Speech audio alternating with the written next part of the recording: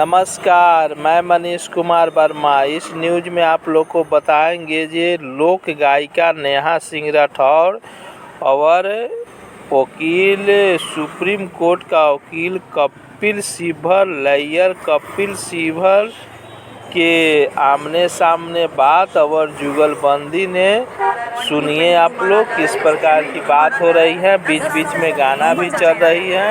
और फिर भी हिंदू खतरे में है तो सवाल तो आपसे होगा ना, शिक्षा के नाम पे आपको तो कोई वोट दे भी नहीं रहा है, रोजगार के नाम पे नहीं दे रहा है, गरीबी को बात ही नहीं कर रहा है। ये सब आउट ऑफ फैशन हो गया कि नहीं अभी हिंदू खतरे में है तो अभी चुप रहना है, नून रोटी खाना है, हिंदू को बचाना है। इसी नाम पे हम लोग आपको वोट दे रहे हैं। अब फिर भी हिंदू खतरे में है तो सवाल तो सर आपसे होगा।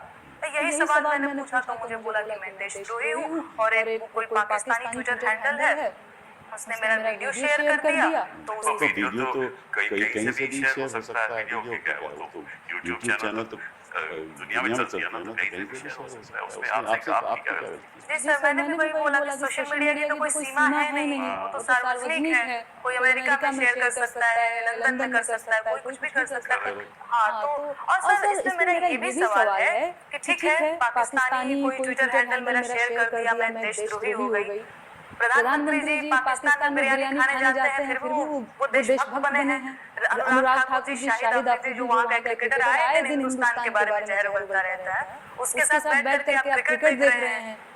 तो आप लोग एकदम से जो कहते हैं ना हमारे भोजपुरी वाले में 2008 में जब 26/11 हुआ था और मुंबई चल रहा था, उस समय भी मैंने खुद देखा था कि हमारे तब प्रधानमंत्री तो नहीं थे, लेकिन चीफ मिनिस्टर थे मोदी जी।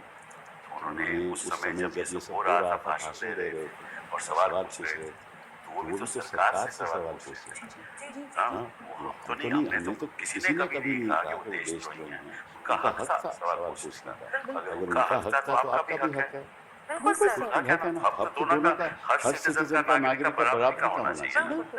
मेरा भी हक है, मैं भी वकालत करके सवाल पूछता हूँ, सरकार से सवाल पूछता हूँ, मैं देशद्रोही क्यों हो जाता? देशद्रोही का इस तरह करना, बीएनएस के द्वारा उपयोग करना, इसका मतलब यही है कि सरकार नहीं चाहती कि कोई भी उनके विरुद्ध कोई बयान दे और उनका मतलब कि कानून के द्वारा, प्रेशर के द्वारा, मतलब कि 10 करोड़ मैं आपको दे दूंगा या ऐसा कुछ है। तो ये तो मतलब ये तो लोकतंत्र के बिल्कुल खिलाफ है ना। और अगर हम आवाज नहीं उठाएंगे तो बदलाव कैसे होगा? बदलाव तो तभी होता है जब आवाज उठेगी। तो मैं आपको एक आंकड़ा देता हूँ, उस पर मैं आपकी टिप्पणी चाहता हूँ आपसे भी संजय जी। 2021 में लगभग 200 यूट्यूब चैनल बैंड थे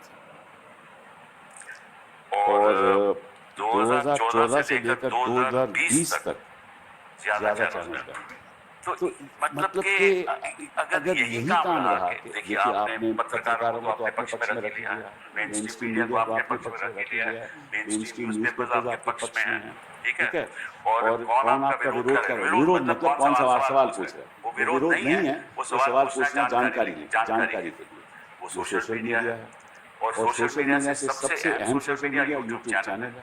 अगर यही हिसाब रहा कि आप यूट्यूब चैनल बंद कर देंगे तो फिर सवाल कौन पूछेगा, कहाँ से पूछेगा? इसका क्या राय है?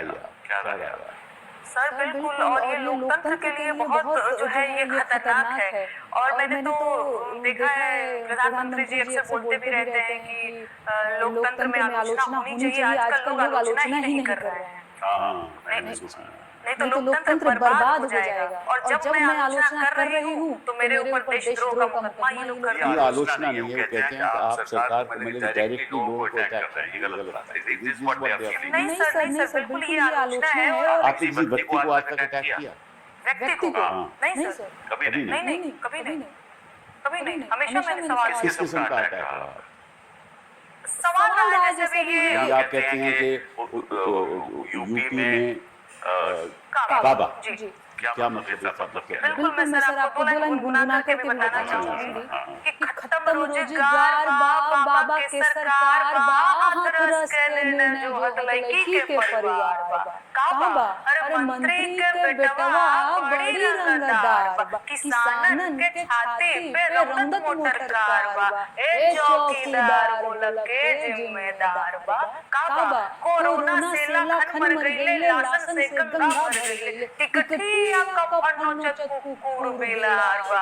ए बाबा का बा? अरे राम राज के झांकी बा, काशी मथुरा बाकी बा, गोरखपुर में खून से रंगल बोतल पूरा खाकी बा। अरे का बा? जिंदगी झंड बा फिर भी घमंड। ये सवाल है सर, और इसमें कई सवाल इसमें कई सारे सवाल है, चाहे वो हाथरस वाली बात हो गई, चाहे कोरोना में इतने सारे लोग मर गए, ऑक्सीजन के अभाव में मेरी अपनी सास रेमडेसिविर उनको नहीं मिला, वो मर गई। और सच में गंगा के किनारे लाशें ऐसे ही बिखरी पड़ी थी, और कफन सर आप समझते होंगे जो उड़ाया गया, उसको कुत्ते बिल्ली नोच कर खा रहे थे। हाँ, ये दृश्य हमने देखा कोरोना में। तो जब मैं सवाल करती हूँ, चाहे वो मंत्री जी के बेटे जो थे वो किसानों के ऊपर हाथ से रौंद दिए थे, चाहे वो वाली घटना हो, तो मैंने, क्योंकि मैं लोकगीत लिखती हूँ, गाती हूँ, तो अपने गीतों के माध्यम से इन सारे मुद्दों को उजागर करने की कोशिश करती हूँ। तो जब ऐसा मैंने किया तो मेरे ऊपर FIR किया। अच्छा, वो फर्जी था। हाँ, वो फर्जी था। बाद में मैंने MP में आके आपने शायद देखा होगा कि एक बीजेपी का नेता था, वो आदिवासी के ऊपर पेशाब कर रहा था, सीधी वाला पेशाब कर रहा था। बात आपने रखी थी। जी, एक कार्टून शेयर किया था, उस पे भी FIR कर दिया, अभी वो सुप्रीम कोर्ट में चल रहा है मामला। तो मुझे तो आप तो विधि विशेषज्ञ हैं और आप ज्यादा जानकार हैं, तो मुझे आपसे भी जानना है कि इस तरीके से तो मैं बहुत परेशान हो जाऊंगी, मैं अपना काम कब करूंगी। इसलिए तो हमने आपको इस प्रोग्राम में बताया है, इसीलिए तो बताया कि आप दर्शकों को बताओ कि इसमें गलत क्या है। ठीक है ना, हम भी तो देखिए, हम रोज लड़ाई लड़ते हैं, किससे लड़ते हैं? सरकार से। अक्सर हमारे मुकदमे जो होते हैं सरकार के खिलाफ होते हैं। ये तो मतलब जब तक सरकार के खिलाफ नहीं करोगे तो उस शख्स को न्याय कैसे मिलेगा? हम तो न्याय के लिए लड़ रहे हैं, तो आप भी न्याय के लिए लड़ रहे हैं। एक तरीके से आपका जो संघर्ष है वो केवल ये जानने के लिए कि ऐसा क्यों हुआ और इसकी जवाबदेही कौन देगा और ये निर्णय किसने लिया और ये गलत था आपके हिसाब से। तो यहाँ ये तो यही चाहते हैं ना कि आप सवाल नहीं पूछो। तो यहाँ बताइए संजय जी, आपकी क्या प्रतिक्रिया है? नहीं, बिल्कुल ये चाहते हैं, लेकिन मैं कह रहा हूँ ये जो करना चाहते हैं बढ़ाने के लिए MSJP न्यूज एक बार अवश्य देखे, अपना राय कमेंट बॉक्स पर अवश्य भेजे। जय हिंद, भारत माता की जय।